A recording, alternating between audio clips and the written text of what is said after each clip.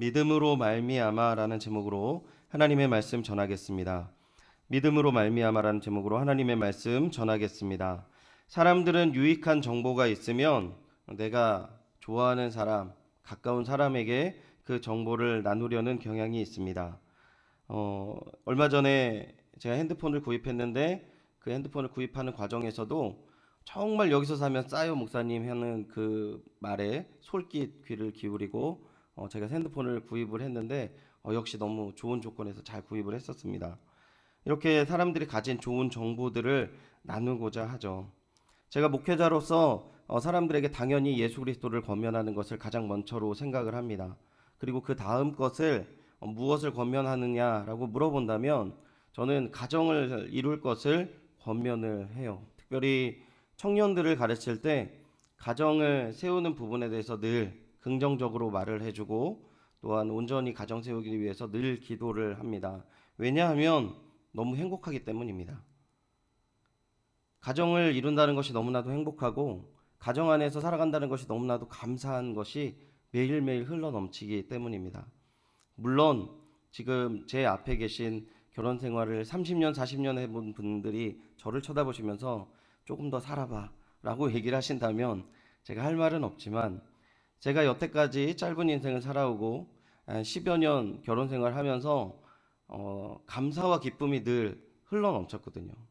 그리고 어렵지만 어려운 세대이지만 언론도 결혼하기 너무나도 어려운 세대다라고 하지만 결혼으로 말미암아 하나님께서 둘이 하나가 되는 은혜를 깨닫게 하시고 그 안에서 흘러넘치는 그 기쁨들에 대해서 제가 많이 누리고 있기에 이러한 부분들을 권면하고 있습니다. 오늘 우리가 읽었던 본문은 바울이 이러한 유익들을 권면하고 있는데 그 어떠한 유익이냐면 믿음 안에서 누릴 수 있는 권면, 그 유익들을 내용을 담고 있습니다. 믿음이 주는 세 가지 유익을 오늘 본문에서 설명하고 있어요. 26절 우리 같이 다시 한번 읽어보죠. 26절입니다. 시작. 너희가 다 믿음으로 말미암아 아멘. 첫 번째는 하나님의 아들이 되는 그 유익을 이야기하고 있습니다. 예수 그리스도를 믿음으로 말미암아 하나님의 자녀가 된다는 것이에요. 여기서 하나님의 자녀라는 의미는 이 로마의 그 법적인 배경을 가지고 있는데 이 상속권을 받는 자녀를 이야기하고 있어요. 이 과거에는 이 상속권을 내가 정한 부모가 정한 사람에게 줄 수 있는 권리가 있었거든요. 그러니까 지금의 법은 그렇지 않죠. 이렇게 모든 자녀들이 균등하게 나눕니다. 5남매면 5분의 1, 3남매면 3분의 1, 독자면 다 갖는 거죠. 근데 이 당시에는 이 부모가 상속권을 주는 자녀가 따로 있었어요. 그래서 내 자녀가 아니더라도 양자를 드릴 때 이 자녀로 드린다는 의미, 오늘 본문의 의미는 상속권을 주겠다라는 표현을 담고 있어요. 이 부분에 대해서 우리가 생각해 볼 것은 우리가 예수님을 믿으면 하나님의 자녀가 되었는데 그 자녀가 된다라는 것은 하나님의 그 유업을 내가 유산으로 받는다는 유익을 이야기하고 있습니다. 그렇다면 그 유업이 어떤 것인지 장황하게 다 설명하기는 좀 어려운데 지난 수요일 날 수요 2부 때 우리 이성원 전도사님께서 이 마태복음 7장 7절에서 12절 말씀을 주시면서 굉장히 하나님 안에서에 있는 그 풍성함이 무엇인지 아버지로서 자녀에게 주는 사랑이 무엇인지를 너무나도 잘 설명해 주셨어요. 그 중에서 이 전도사님 인생을 그 사건을 한 가지 이야기를 하시면서 이 가족의 한 분이 하나님께로 이렇게 소천되는 그 모든 과정 속에서도 하나님의 풍성하심을 누렸다라는 그 고백이 저한테 참 가슴에 와닿았습니다.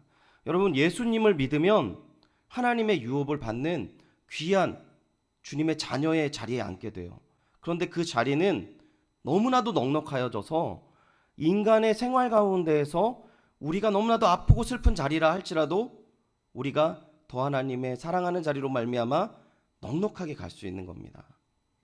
제가 나이가 들어서 보니까 이 넉넉한 사람들이 굉장히 풍성하다라는 것을 알게 되었어요. 특히 우리 연희교회를 제가 사역을 하면서 정말 이 주변에 정말 그 부모님으로부터 그 넉넉함과 바른 가정의 가르침으로 말미암아 사람을 섬기는 게 무엇인지, 예의가 무엇인지를 제가 목사된 제가 너무 많이 배우는 시간을 갖게 되었거든요. 넉넉하다라는 것은 바로 이런 겁니다. 하나님의 아들이 된다라는 것은 이런 거예요. 우리가 예수 그리스도를 믿음으로 말미암아 이러한 넉넉함이 있는 거예요. 그래서 나보다 남을 섬길 수 있는 자리에 있는 것이고 더 사랑할 수 있고 더 품을 수 있다라는 것입니다.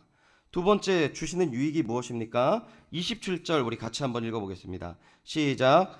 누구든지 그리스도와 합하기 위하여 세례를 받는 자는 아멘. 두 번째 유익을 이야기할 때는 예수 그리스도의 옷을 입는다라고 표현합니다. 예수 그리스도의 옷을 입는 것은 완전히 새로워진 삶에 대한 이 은유적인 표현이거든요. 단적으로 이 말씀을 드리면 하나님을 늘 사랑하고 하나님에 대한 마음으로 내가 충만하게 되어진 상태를 이야기하는 거예요. 예수님께서 공생의 기간 동안에 한 번도 흔들리지 않으셨고 하나님 뜻 가운데 섰던 그 모습처럼 우리도 예수님과 같은 그러한 모습으로 설 수 있다라는 것입니다. 여러분, 옷차림은 어떤 것을 나타냅니까? 내가 누구인지를 알려주는 이 신호와 마찬가지입니다. 이 군인은 군복을 입습니다. 이 병원의 의사는 가운을 입죠. 그래서 도움과 자신의 자리가 어디인지를 옷을 보면 알 수 있어요. 내가 그리스도의 옷을 입는다는 것은 내가 그리스도의 사람이라는 것을 의미하는 것이죠. 또한 우리가 옷을 입음으로 예수 그리스도로 인하여서 보호를 받는 거예요. 예수 그리스도의 옷을 입는다는 것은 우리가 옷을 입는다는 것이 우리의 그 모습을, 우리의 외부의 모습을 보호를 입는 것처럼 예수 그리스도로 인하여서 보호를 받고 예수 그리스도를 의지하는 것을 의미한다라는 것이죠. 그래서 이 옷이요, 이 옷이 날개라는 의미가 있는데 옷을 입으면 조금 더 이뻐 보일 수 있어요. 뭐 저는 사실은 어떤 옷을 입어도 다 비슷하게 보인다고 하는 그 비난을 늘 받게 되지만 그 옷을 이쁜 옷을 입고 좋은 옷을 입으면 좋아 보이기도 해요. 예수 그리스도의 옷을 입으면 누가 가장 이쁘게 우리를 보게 될까요, 여러분? 내가 예수 그리스도의 옷을 입으면 하나님이 우리를 보실 때 이쁘게 보실 수밖에 없는 거예요. 왜냐하면 예수 그리스도의 옷이라고 그랬습니다. 우리의 모습을 통하여서 예수 그리스도의 모습을 하나님께서 보시기에 우리와의 모든 관계를 새롭게 하실 수 있는 거예요. 이 은혜가요, 그냥 단순히 우리가 예수 그리스도를 믿음으로 말미암아 세례를 받음으로 말미암아 받게 되는 그 요술과 같은 그 요술 옷의 의미를 가지지 않고요. 우리가 진정으로 예수 그리스도를 닮아가는 모습도 이 안에 의미에 포함되어 있어요. 예수님 믿으면 예수 그리스도를 닮아갑니다. 예수 그리스도를 닮아가면 하나님과 더 풍성한 관계를 누리게 된다는 것이에요. 마지막 우리가 가지는 바울이 이야기하는 예수님을 믿는 그 유익이 무엇입니까? 28절 한 번 더 읽어보도록 하겠습니다. 28절입니다. 시작. 너희는 유대인이나 헬라인이나 종이나 자유인이나 남자나 여자나 다 그리스도 예수 안에서 하나이니라. 아멘. 28절에서 이야기하는 것은 무엇이냐면 인간 공동체를 위협하는 그 어려움들을 다 이길 수 있다라는 얘기를 하고 있어요. 그 위협의 내용이 무엇입니까? 유대인이나 헬라인이나 라고 얘기하고 있어요. 이방인과 유대인들의 사이에 있는 갈등을 이야기하는데 제가 이 부분은 누누이 설명했습니다. 유대인들의 가장 그 거두인 이 랍비가 설명한 내용 중에 하나가 뭐냐면 이 질문했어요. 제자가 하나님께서 왜 유대인을 만드셨습니까? 그거는 그 지옥의 땔감으로 만들기 위해서 이방인을 만든 거야. 이러한 대답이 그 말을 할 정도로 유대인과 이방인의 관계는 정말 사랑할 수 없는 관계예요. 사랑해야 되지만 약간 우리 오늘날의 이 한일 관계를 많이 비교하지만 이 관계보다 더 적대적인 관계를 이야기하는 겁니다. 사실은 완전히 원수의 관계예요. 그리고 종과 자유인입니다. 종과 자유인은 무엇입니까? 계층과의 갈등을 이야기하는 거예요. 주인과 종의 관계를 이야기하는 것이죠. 그리고 남자와 여자가 예수 안에서 하나 된다라고 얘기했는데 남녀 간의 갈등을 이야기하는 거예요. 그런데 놀랍게도 이러한 모든 갈등의 관계는 오늘도 존재해요. 오늘도 계층 간의 갈등이 너무나도 힘든 모습을 우린 너무 쉽게 볼 수 있거든요. 제가 가르쳤던 이 자매 중에 하나가 시집을 갔는데 정말 이 자매의 성품이 너무나도 온전하고 착한 친구였거든요. 근데 이 친구가 이 집들이를 하는 가정 속에서 이제 티타임을 가질 때 이런 얘기를 합니다. 자기가 이제 결혼을 하고 나서 집을 얻는 모든 어려운 과정을 겪고 지금 이 자리를 오게 돼서 하나님께 너무 감사하지만 감사하지 못할 때가 있어요, 목사님. 그렇게 얘기하더라고요. 그래서 언제 그러니 물어보니까 최근에 결혼해서 이제 그 집들이를 다른 친구 집을 갔는데 정말 자기는 이 집을 얻기 위해서 이 전셋집을 얻기 위해서 너무 오랜 시간 동안 집을 찾아 방황했었고 어려웠고 정말 조건에 맞는 집을 찾는 게 너무나도 어려웠었고 또 돈을 맞추는 게 너무나도 어려웠었다고 그러더라고요. 근데 자기 친구는 정말 직장 생활 하나도 안 하고 너무나도 그냥 부모님이 주시는 그 유익으로 이렇게 너무 큰 집, 너무 좋은 집을 딱 얻은 걸 봤는데 자기 마음속에 이렇게 축복해주고 감사하는 마음이 싹 사라진다고 하더라고요. 여러분, 이게 사람 마음입니다. 이 계층 간의 갈등은 특별한 어떠한 사람이 잘못돼서가 아니라 사람이 그냥 눈으로 보는 그 연약함에 들어가서 당연히 갈등을 일으킬 수밖에 없는 부분에 있는 것이에요. 그리고 내가 누구는 종으로 태어나고 싶고 누구는 이방인으로 태어나고 싶겠습니까? 누구는 유대인으로 태어나고 누구는 부자로 태어나고 싶지 않겠습니까? 내가 결정할 수 있는 부분이 아니라 이거는 인간 갖고 있는 죄로 인한 어쩔 수 없는 갈등이에요. 그리고 남녀 간의 갈등이 지금 얼마나 심각한지 이 좀 나이 드신 분 잘 모르실 수 있는데요.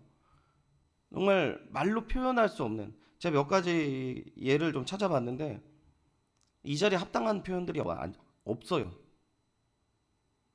이 여자분들이 남자들을 적대시하는 그 성향에 있는 분들이 쓰는 표현과 여자분들을 너무나도 이렇게 낮게 표현하는 표현들이 정말 차마 사람으로 입에 담을 수 있는 표현들이 없습니다.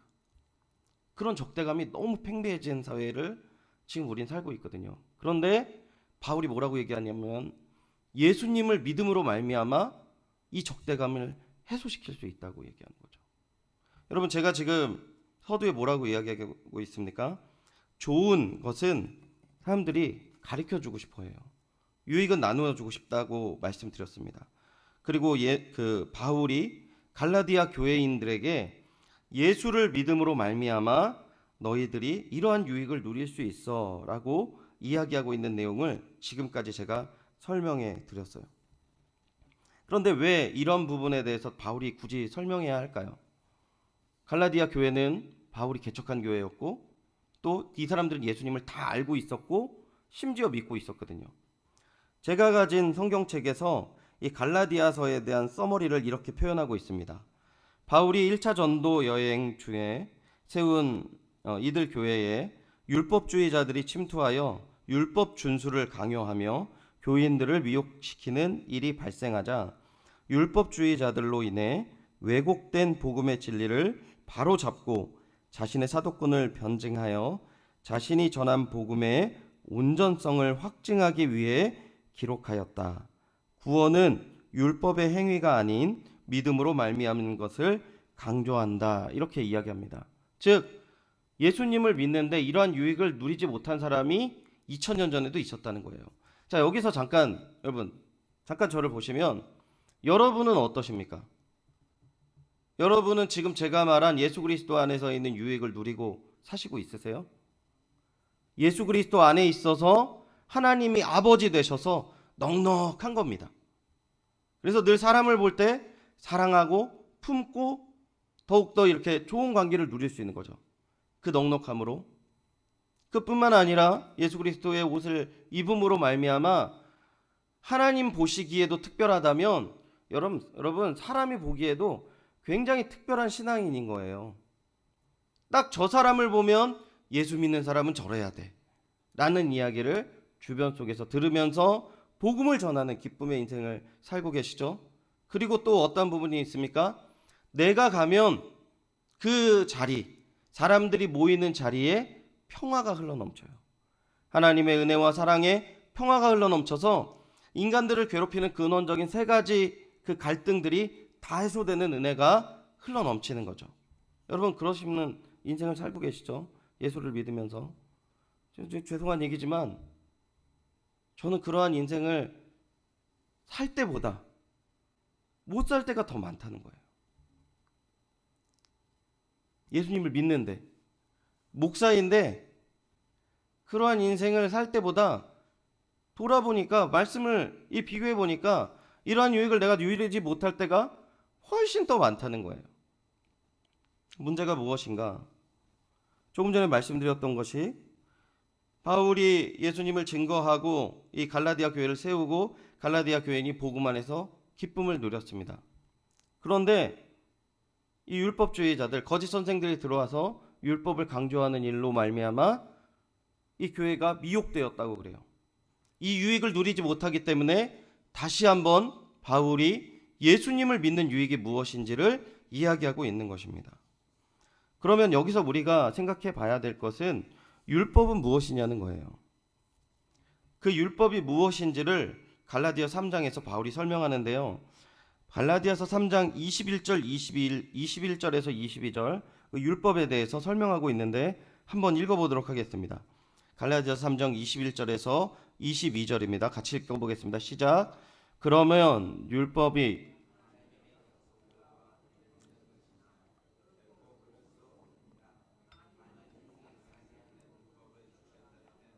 그가 반드시 율법으로 말미암았습니다. 그러나 성경이 모든 것을 죄 아래에 두었으니 이는 예수 그리스도를 믿음으로 말미암는 약속을 믿는 자들에게 주려 함이라. 아멘. 자, 21절에 보시면요. 율법의 취지에 대해서 이야기하는데 우리는 스스로 하나님과 올바른 관계를 맺을 수 없음을 분명히 알리는 것이라는 것이에요. 그러니까 이게 무슨 의미냐면 율법이라는 것이 우리에게 주어졌을 때 우리가 율법을 통하여서 뭘 느끼냐면 우리는 이것을 다 지킬 수 없구나. 이 율법을 다 지켜야지 하나님과 온전한 관계를 맺을 수 있는데 이 율법으로 말미암아 우리가 깨닫게 되어지는 거예요. 우리는 이 율법을 다 지킬 수 없기에 누군가의 도움을 받아야 된다라는 거예요. 그 누군가의 도움에 대한 하나님의 약속의 대상이 누굽니까? 예수 그리스도라는 거예요. 그래서 예수 그리스도를 믿음으로 말미암아 약속을 믿는 자들에게 하나님께서 주신 은혜다라는 거예요.